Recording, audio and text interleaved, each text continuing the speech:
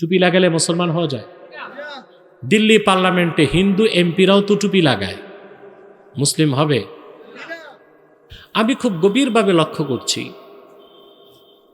আমাদের পরিবার, সমাজ, রাষ্ট্র প্রতিটা অংশে পচন ধরেছে। বেনামাজির সংখ্যা বেড়ে যাচ্ছে, আনুপাতিক হারে বাড়তেছে সুদখোর ঘুষখোরের সংখ্যা, চুরি চামারি জানা বেবিচার নেশা দুর্নীতি লুটপাট ব্যাপক হারে বেড়ে যাচ্ছে। এ সব কিছুর মূল কারণ হচ্ছে আখেরাতের বিশ্বাস যেরকম থাকা দরকার ওই রকম বিশ্বাস আমাদের নাই। আল্লাহর সামনে দাঁড়াতে হবে, প্রতিটি কর্মের হিসাব দিতে হবে, এই কথাগুলো আমরা স্বীকার করি, কিন্তু যেভাবে বিশ্বাস করা দরকার করছে না। আখেরাতের প্রতি উদাসীনতাই আমাদেরকে গুনাহের কাজ, পাপ কাজ, অন্যায় কাজের দিকে ধাবিত করছে। এর জন্য ইমানের মৌলিক বিশ্বাসগুলোর একটি বিশ্বাস আখেরাতের বিশ্বাস। আল্লাহ আমাদেরকে আবার জিন্দা করবেন, আখেরাতে তার সামনে উপস্থিত করবেন, ভালো কাজের পুরস্কার জান্নাত দিবেন, খারাপ কাজের পুরস্কার জাহান্নাম দিবেন। ইমানের এই মৌলিক বিষয়টি আলোচনা করতেই সূরা বাকারা থেকে 28 নম্বর আয়াত তেলাওয়াত করেছি। আসুন তেলাওয়াতের মাধ্যমে আলোচনায় প্রবেশ করছি। আউযু বিল্লাহি মিনাশ শাইতানির রাজীম। বিসমিল্লাহির রাহমানির রাহিম। كيف تكفرون بالله وكنتم أمواتا فأحياكم ثم يميتكم ثم يحييكم ثم إليه ترجعون। আল্লাহ পাক বলেন, কাইফা তাকফুরুনা বিল্লাহ, কিভাবে তোমরা আল্লাহর কুদরতকে অস্বীকার করছো। কুনতুম আমওয়াতান ফাআহইয়াকুম, তোমরা ছিলে মৃত, তিনি তোমাদের জিন্দা করেছেন। সুম্মা ইউমীতুকুম, অতঃপর আবার তিনি তোমাদের মৃত্যু দিবেন। সুম্মা ইউহয়ীকুম, আবার তিনি তোমাদের জিন্দা করবেন। সুম্মা ইলাইহি তুরজাউন, অতঃপর সকলেই তোমরা সম্মিলিতভাবে মহান আল্লাহর কাছে প্রত্যাবর্তিত হবে। সুবহানাল্লাহ। আল্লাহ আমাদের জিন্দা করবেন? জোরে বলেন, পারবেন?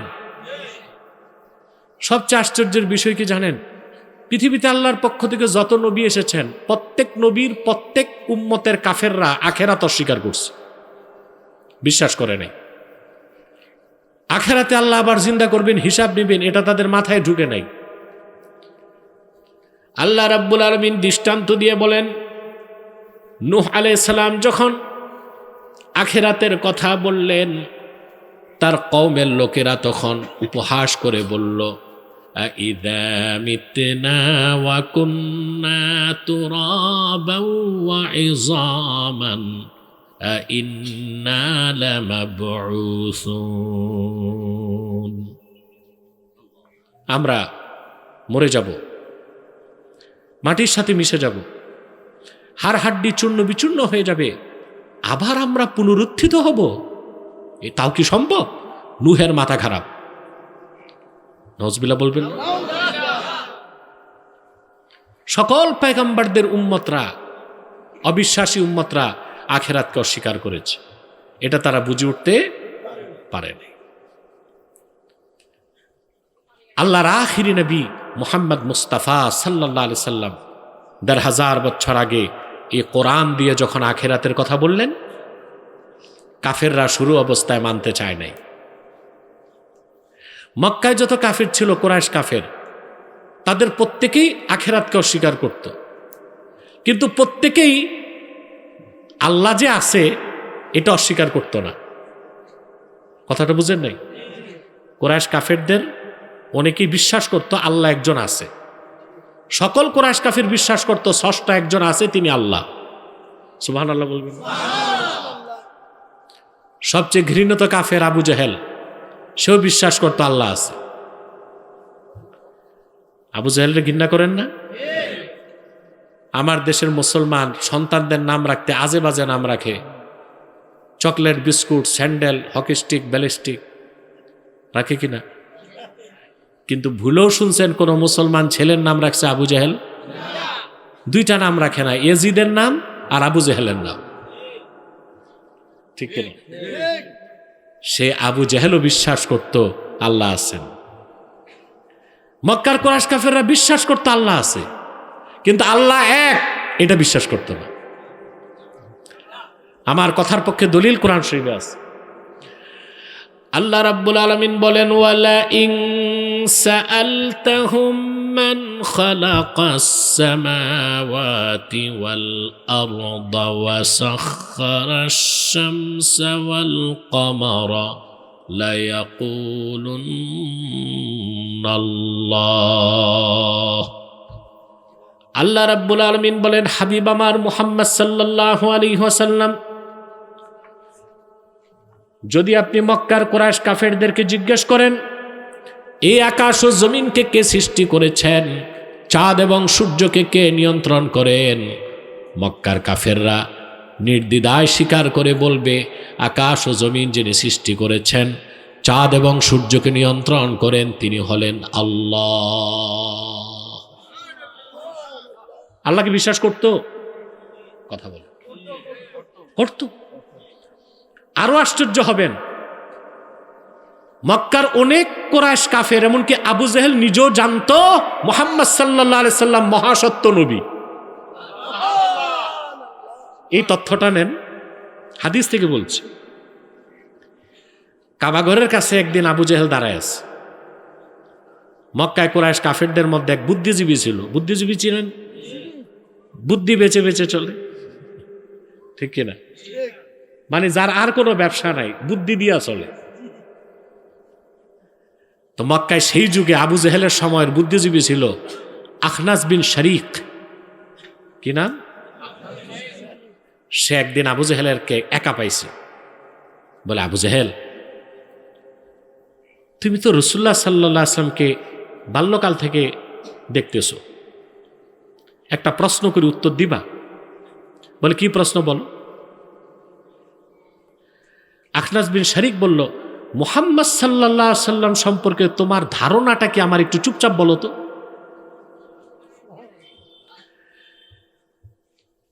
কাজী আয়াজ কিতাবু শেফাতে নকল করেন, আবু জেহেল ডানে বামে তাকায় দেখে কেউ নাই। সে তখন বলল, ক্বালা ওয়াল্লাহি ইন্না মুহাম্মাদান সাল্লাল্লাহু আলাইহি ওয়াসাল্লাম লাসাদিকুন ওয়া মা কাযাবা মুহাম্মাদুন সাল্লাল্লাহু আলাইহি ওয়াসাল্লাম কাত্তু। কাবার মালিক আল্লাহর কসম করে বলছি, মুহাম্মদ সাল্লাল্লাহু আলাইহি সাল্লাম মহাসত্যবাদী। মুহাম্মদ সাল্লাল্লাহু আলাইহি সাল্লাম কোনোদিন একটি অক্ষর মিথ্যা কথা বলেন নাই। কে বলল? আহা, রাসূলুল্লাহ সাল্লাল্লাহু আলাইহি ওয়াসাল্লাম সম্পর্কে তার ধারণাটা কি ছিল দেখেন। কিন্তু কলেমা পড়ে নাই, রাসূলুল্লাহর দ্বীনকে স্বীকার করে নাই। আমি বলতে চাইলাম, এই আবু জেহেল সহ কুরাইশ কাফেররা আল্লাহকেও বিশ্বাস করত, আল্লাহ এক এটা বিশ্বাস করত না। ওদের মনে মনে বিশ্বাস ছিল মুহাম্মদ সাল্লাল্লাহু আলাইহি সাল্লাম মহাসত্য নবী, স্বীকার করত না। কিন্তু কুরাইশ কাফেরদের একজনে এমন ছিল না যে আখিরাতকে বিশ্বাস করত। ওরা বলল যে না, সব মানা যায়, আখিরাতে আল্লাহ আবার জিন্দা করবেন তা কি সম্ভব? এটা মানা যায় না। কোরআনে কারীমে আল্লাহ তাআলা কুরাইশ কাফেরদের প্রসঙ্গে বলে, ওরা বলল, ইন হিয়া ইল্লা হায়াতুনাদ দুনিয়া নামুতু ওয়া নাহইয়া ওয়া মা ইউহলিকুনা ইল্লা আদ-দাহর। দুনিয়ার জীবনটাই তো একটাই জীবন, বলেন নাউজুবিল্লাহ। জীবন একটাই না, আখিরাতের জীবন আছে। কাফেরদের সেই কথা, জীবন একটাই। এটা এখন আধুনিক কর্পোরেট ব্যবসায়ীরা পণ্য অ্যাডভার্টাইজ করতে যে এটা বলে, জীবন একটাই, উপভোগ করুন। শুনতে শোনা যায় অ্যাডভার্টাইজ, কিন্তু অ্যাডভার্টাইজের ফাঁকে আছে কুফুরি কথা। ঠিকটা তো ঠিক মতো কইলেন না? শুনতে অ্যাডভার্টাইজ, কিন্তু ভিতরে কি? জীবন একটাই, উপভোগ করে নিন। এটা নাস্তিকদের কথা, মুসলমানের কথা। দুনিয়ার জীবন একটা, আখিরাতের জীবন অশেষ। সুবহানাল্লাহ বল। কাফেররা বলল, নামুতু ওয়া নাহইয়া, আমরা পৃথিবীতে মরি এবং বাঁচি, ওমা ইউহলিকুনা ইল্লা দাহার, যুগ বা সময় আমাদেরকে ধ্বংস করে। বলে নাউজুবিল্লাহ।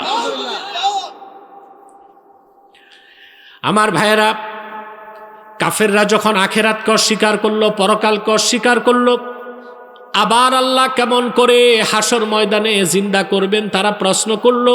তখন আল্লাহ সূরা বাকারায় 28 নম্বর আয়াত নাজিল করে দিলেন। বলেন সুবহানাল্লাহ। আল্লাহ অকাট্য দলিল দিয়ে বললেন, কাইফা তাকফুরুনা বিল্লাহি ওয়া কুনতুম আমওয়াতান ফাআহইয়াকুম সুম্মা ইউমীতুকুম সুম্মা ইউহয়ীকুম সুম্মা ইলাইহি তুরজাউন। অবিশ্বাসীরা, মূর্খরা, নির্বোধরা কিভাবে আল্লাহর কুদরতকে অস্বীকার করো? কুনতুম আমওয়াতান ফাআহইয়াকুম, তোমরা তো ছিলেই মৃত, আল্লাহ তোমাদের জিন্দা করেছেন। আবার তিনি মৃত্যু দিবেন, আবার জিন্দা করবেন। মৃতকে যিনি জিন্দা করলেন, আবার তিনি মৃত্যু দিয়া তিনি জিন্দা করতে পারেন কিনা? সম্ভব? সুবহানাল্লাহ। আমার ভাইয়ের, আল্লাহ রাব্বুল আলামিন, আল্লাহ তাআলা কিভাবে আবার সৃষ্টি করবেন, কবর থেকে জিন্দা করবেন? আল্লাহ তাআলা অন্যত্র বলেন, লা উকসিমু বিয়াউমিল কিয়ামাতি ওয়া লা উকসিমু বিন নাফসিল লাওয়ামা আয়াহসাবুল ইনসানু আল্লান নাজমা'a 'ইযামা বালা কাদিরিনা আলা আন নুসাউইয়া বানানা। আল্লাহ রাব্বুল আলামিন বলেন, আমি শপথ করছি কিয়ামতের, শপথ করছি নফসে লাওয়ামার। মানুষ ধারণা করছে মৃত্যুর পরে তার হাড় হাড্ডিগুলো মাটির সাথে মিশে যাবার পর দ্বিতীয়বার সৃষ্টি করার আগে আমি হাড় হাড্ডি জমা করতে পারবো না। নাউজুবিল্লাহ বলেন। আল্লাহ পাক বলেন, বালা কাদিরিনা আলা আন নুসাউইয়া বানানা, আমি শুধু হাড় হাড্ডি জমাই করব না, কবর থেকে সবার হাড় হাড্ডিগুলো জমা করে একত্রিত করব, এমনকি মানুষের আঙ্গুলের অগ্রভাগগুলোকেও সমান করে দিব। সুবহানাল্লাহ বলবেন। নাক কানের কথা আসলো না, এখানে খুব ডিস্টার্ব বাচ্চাদের। এখানে কোনো স্বেচ্ছাসেবক নাই? যাও না, দাঁড়াও না দিয়ে একজন।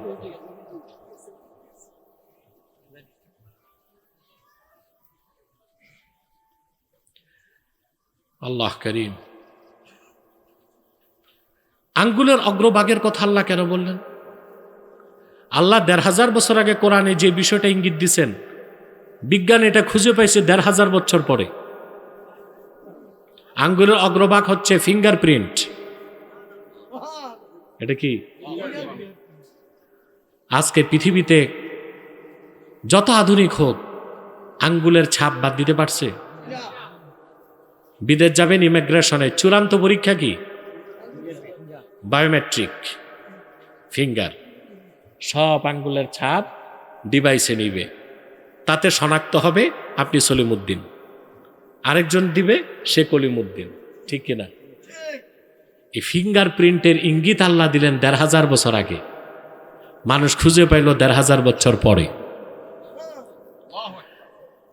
পৃথিবীতে যদি ৮০০ কোটি মানুষ থাকে, ৮০০ কোটি মানুষের আঙ্গুলের ছাপ ৮০০ কোটি রকমের। নকলের কোনো সুযোগ নাই, নকলের কোনো সুযোগ নাই। আল্লাহ পাক সেটাই বললেন,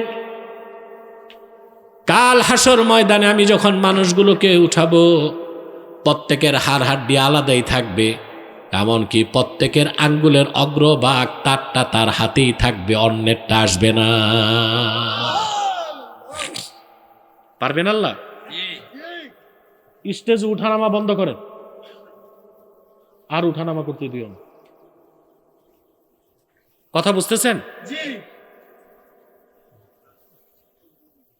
আল্লাহ সুবহানাহু ওয়া তাআলা আঙ্গুলের অগ্রভাগগুলো আপনার যেটা ওটাই লাগাই দিবেন, আইডেন্টিটি ঠিক থাকতে। একই কবরে 10 জন আলাদা উঠবে, হাড় হাড্ডি আলাদা, আঙ্গুলের অগ্রভাগও যারটা তার। সুবহানাল্লাহ কইতে কষ্ট হয় তোমাদের? আল্লাহ এটা পারবেন? তিনি অকাট্য যুক্তি দিলেন। এবার একটু ব্যাখ্যা করছি। কুনতুম আমওয়াতান ফাআহইয়াকুম, তোমরা ছিলে মৃত, আল্লাহ জিন্দা করছে। আমরা কি মৃত ছিলাম? জি। এখানে যার বয়স 30 বা 40, 41 বছর আগে সে কি ছিল?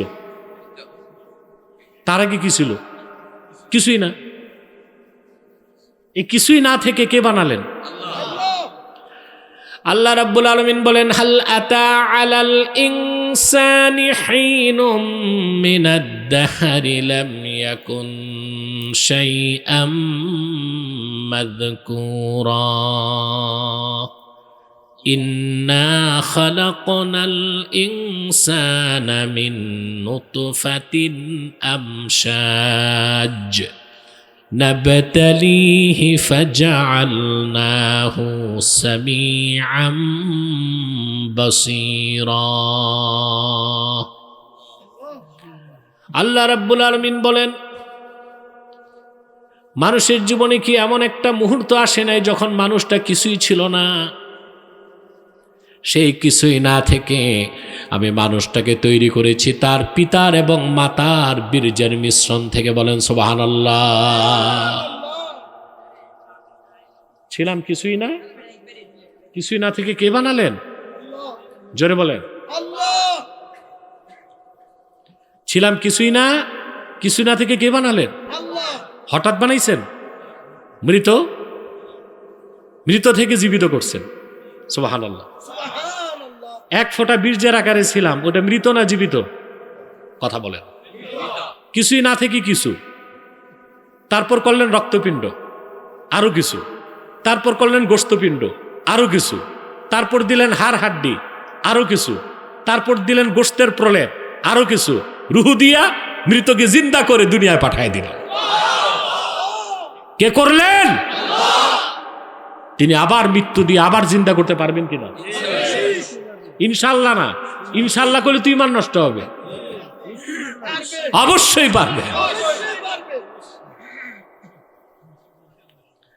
কথা বুঝতেছেন?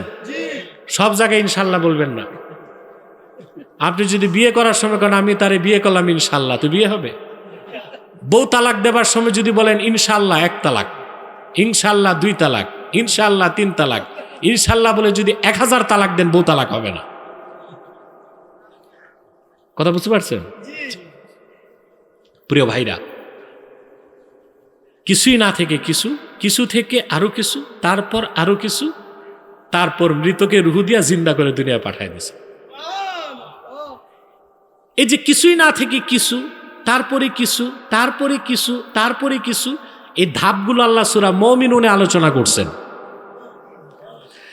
আল্লাহ রাব্বুল আলামিন বলেন, ওয়ালাকাদ খালাকনাল ইনসানা মিন সুলালাতিন মিন তিন সুম্মা জাআলনাহু নুতফাতান ফি قرارٍ مكين ثم خلقنا النطفة علقة فخلقنا العلقة مضغة فخلقنا المضغة عظاما فكسونا العظام لحما ثم أنشأناه خلقا آخر ফাতাবারাকাল্লাহু আহসানুল খালিকিন।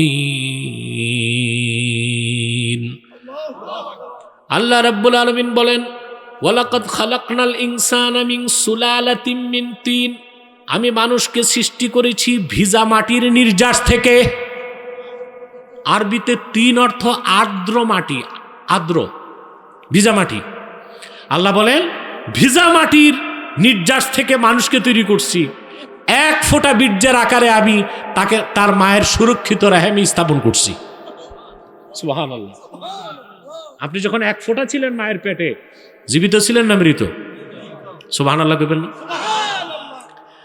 আল্লাহ রাব্বুল আলামিন বলেন, সুম্মা খালাকনান নুতফাতা আলাকা, অতঃপর এই বীর্যকে আমি পরিণত করলাম রক্তপিণ্ডে, রক্তপিণ্ডকে পরিণত করলাম গোশতপিণ্ডে, গোশতপিণ্ডকে পরিণত করলাম হাড় হাড্ডিতে, হাড় হাড্ডির উপর মসৃণ কোমল রেশমের মতো কোমল সুন্দর গোশতের পোশাক লাগাই দিলাম।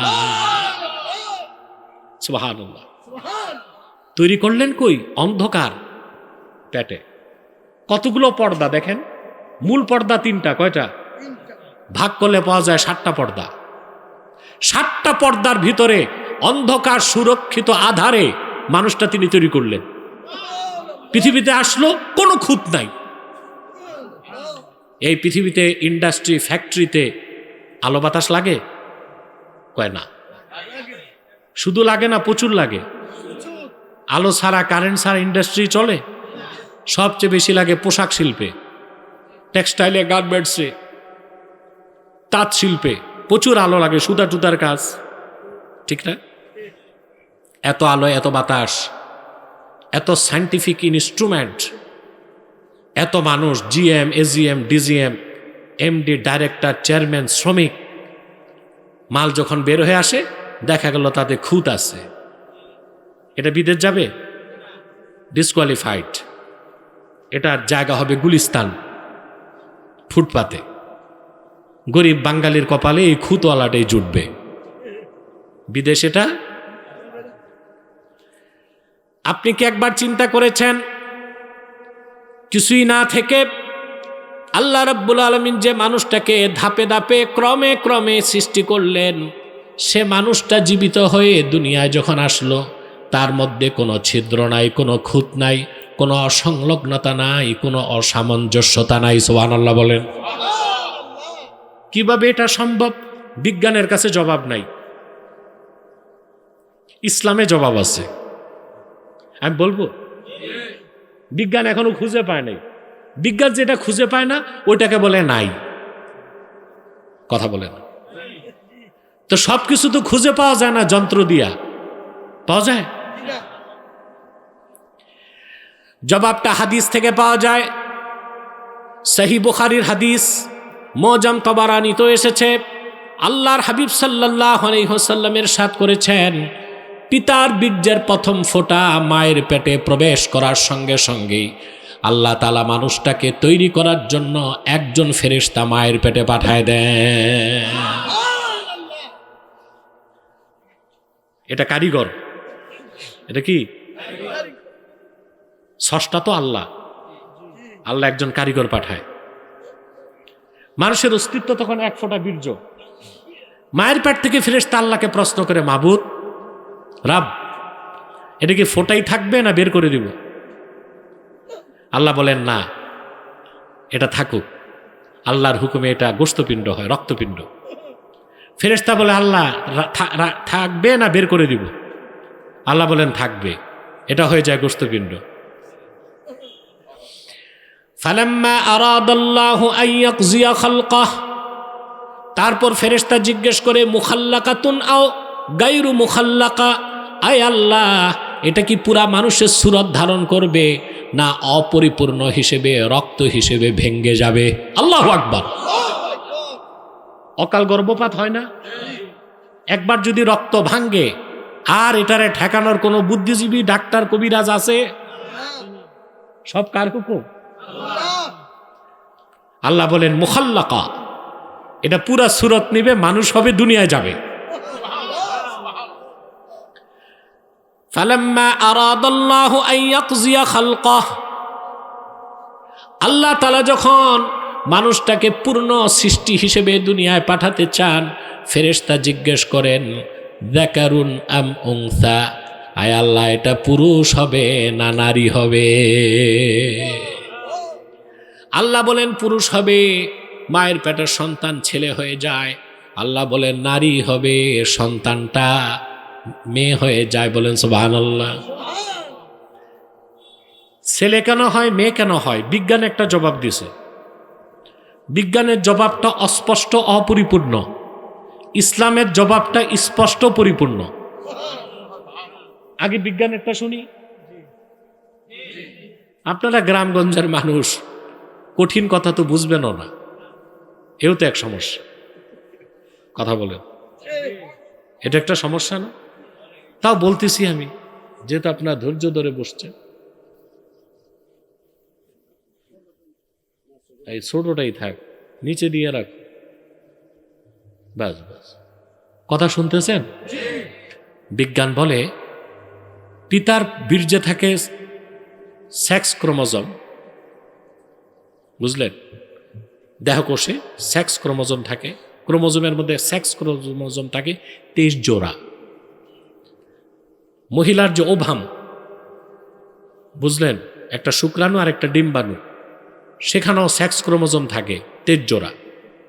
22 জোড়া হচ্ছে অটোজম, 1 জোড়া হচ্ছে সেক্স ক্রোমোজোম।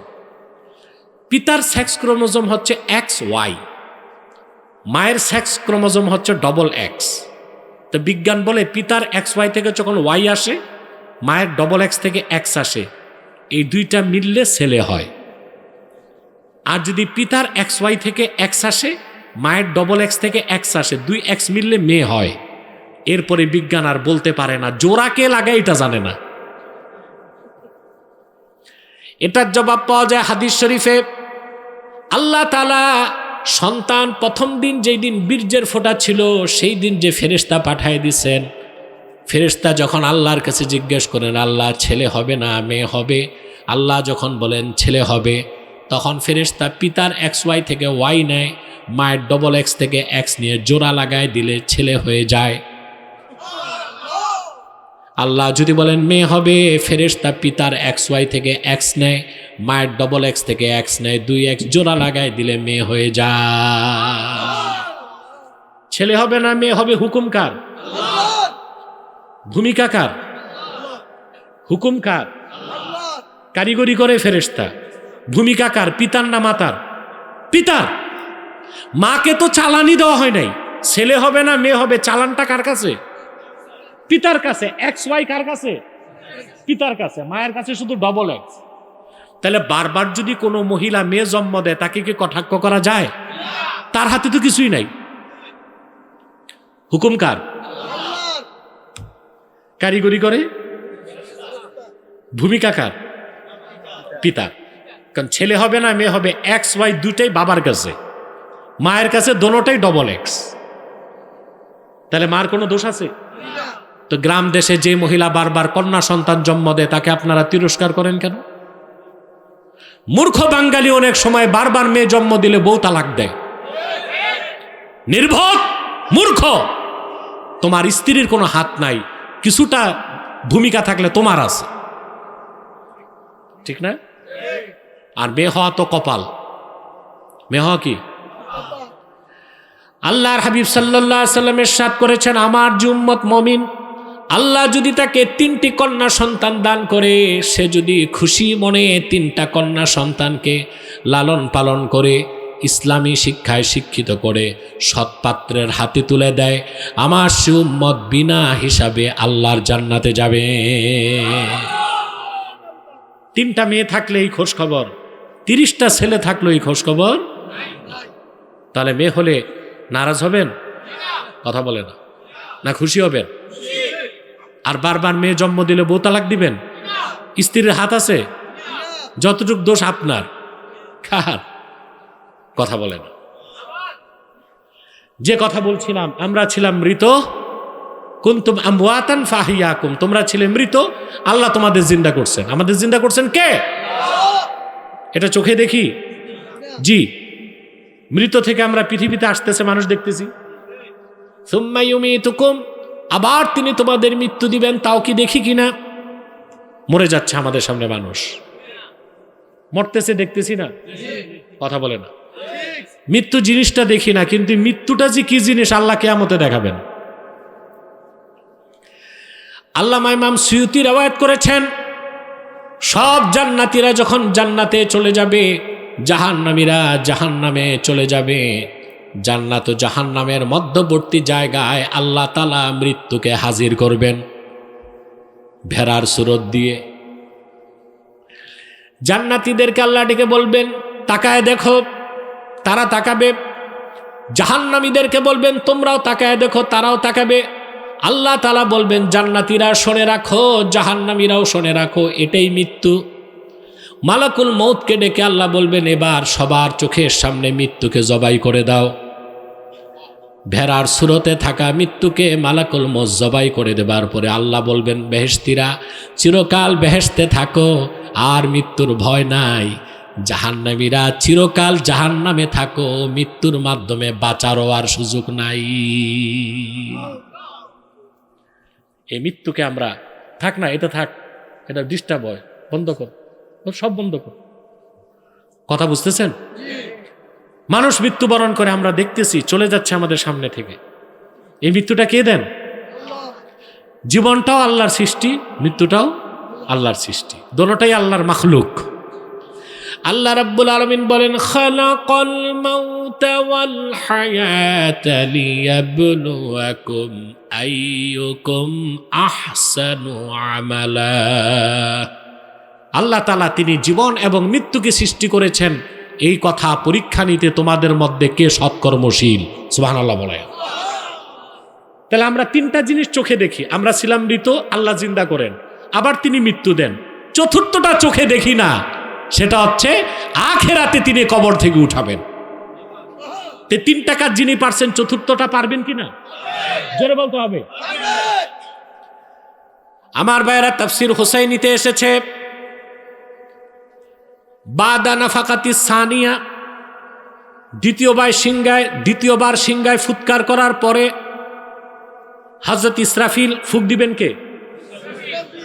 কামা জিবরিল আলা সাখরাতি বাইতুল মুকাদ্দাস, বাইতুল মুকাদ্দাসের পাশে বিশাল আকৃতির একটা পাথরের উপর হযরত জিবরিল দাঁড়াবেন। সব মানুষ থাকবে কবরের নিচে। আল্লাহ হুকুম করবেন, রে জিবরিল, আমার বান্দাদের এখন উঠাবো, ডাক দাও। সুবহানাল্লাহ।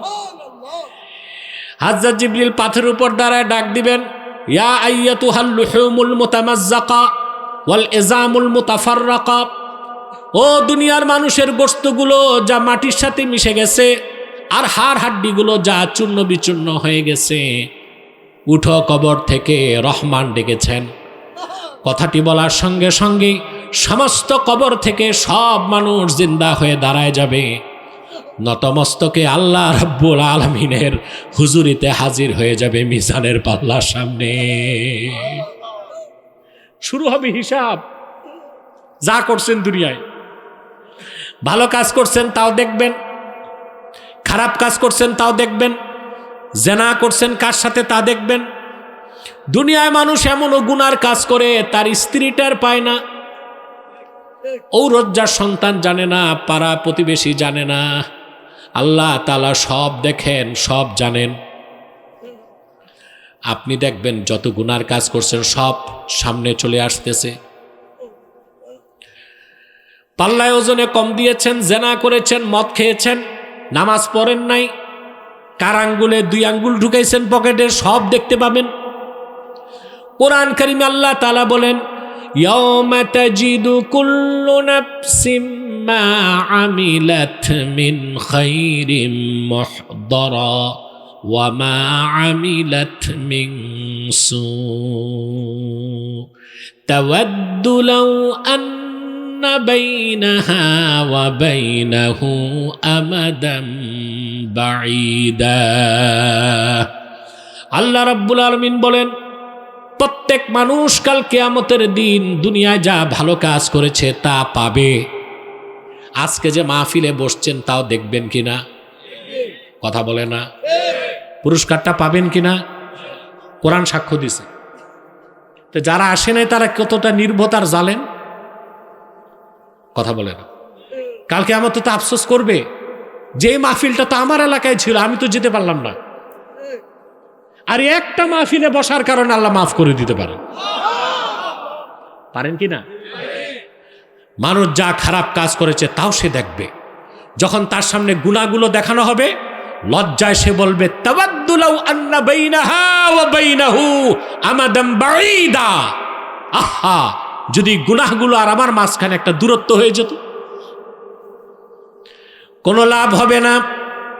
বলা হবে তাকে ওয়ালাকাদ কুনতা ফি গাফলাতিন মিন হাযা ফাকাশাফনা আনকা গিতাআকা ফাবাসারুকাল ইয়াওমা হাদীদ।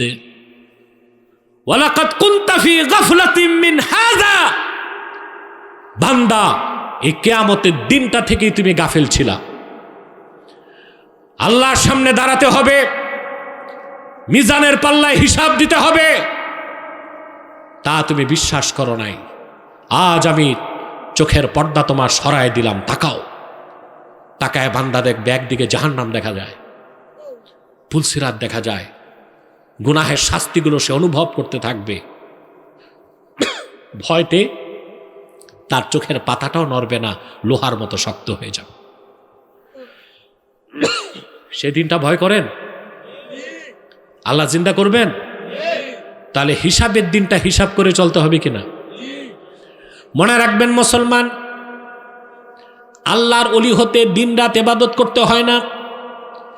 ঈমান আনার পরে হিসাবের দিনটা হিসাব করে চলবেন, আল্লাহর ওলি হয়ে যাবেন। হিসাবের দিনটা হিসাব করে চলবেন। হিসাবের দিনটা বিশ্বাস করেন? আল্লাহ রাব্বুল আলামিন বলেন ইয়া আইয়ুহাল্লাযীনা আমানুত্তাকুল্লাহা ওয়াল তানজুর নাফসুম মা কদ্দামাত লিগাদিন ওয়াত্তাকুল্লাহ। ঈমানদারগণ, আল্লাহকে ভয় করো, আর প্রত্যেকটা নফস যেন চিন্তা করে সে আগামীকালের জন্য কি পাঠিয়েছে। আগামীকাল মানে শুক্রবার। আমি কি কবরস্থানে আছি? তোমরা কথা বুঝো না তো জব দাও না কেন? সব দিক দিয়ে যদি মরা থাকো তোমরা, তো আমি চলি কেমনে? আগামীকাল মানে শুক্রবার, কিয়ামতের দিন। আল্লাহ বলছেন ওয়াল তানজুর নাফসুম মা কদ্দামাত লিগাদ, আগামীকালের জন্য সে কি পাঠিয়েছে প্রত্যেকটা নফস যেন তা চিন্তা করে। মানে হিসাবের দিনটা হিসাব করে চলবে। হিসাবের দিনটা কাল কিয়ামতে হিসাবের দিনটা হিসাব করে যারা চলে তারা কি নামাজ কাজা করতে পারে? নামাজ ছাড়তে পারে? জেনা করতে পারে? চুরি করতে পারে? সুদ খেতে পারে? ঘুষ খেতে পারে? শরাব খেতে পারে? পরের সম্পদ মারতে পারে? পাল্লায় ওজনে কম দিতে পারে? বিচারে বসলে দুই দিক থেকে আকিস বিড়ির প্যাকেট নিতে পারে? এগুলো গ্রামে বেশি চলে। বিচার আচারে দেখা যায় মাতব্বর সাহেব দুই দিক থেকে আকিস বিড়ির প্যাকেট নিস, যেদিক প্যাকেটের সংখ্যা বেশি রায় ওই দিকে যায়। আছে না? খোঁজ নিয়ে দেখা যায় দাড়িও আছে, নামাজও পড়ে, রোজাও রাখে, টুপির উপর রুমালও আছে, কিন্তু আকাম কুকাম করে। এগুলো করবেন? হিসাবের দিনটা মনে রাখবেন। তাহলে কয়েকটা নেক আমলের ওয়াদা করুন, গুনার কাজ ছাড়ার ওয়াদা করুন। বলুন ইয়া আল্লাহ, আমি ওয়াদা করছি 5 ওয়াক্ত নামাজ জামাতের সাথে আদায় করব। যদি শয়তানের প্ররোচনায় নামাজ ছুটে যায়, তাৎক্ষণিক তওবা করে কাজা হিসেবে নামাজ পড়ব। ইয়া আল্লাহ, সুদ খাবো না, সুদ দিব না, সুদখোরের সাথে সম্পর্ক রাখবো না। ইয়া আল্লাহ, ঘুষ খাবো না, ঘুষ দিব না, ঘুষখোরের সাথে সম্পর্ক রাখবো না। কামিয়াব হয়ে যাবেন আপনি। হিসাবের দিনটা শুধু মনে রাখবেন। পারবেন তো ইনশাআল্লাহ? সাদাকাল্লাহুল আযীম। ওয়াসাদাকা রাসূলুহুন নবিয়ুল কারীম ওয়া নাহনু আলা যালিকা মিনাশ শাহিদিন ওয়াশ শাকিরিন ওয়ালহামদুলিল্লাহি রাব্বিল আলামিন।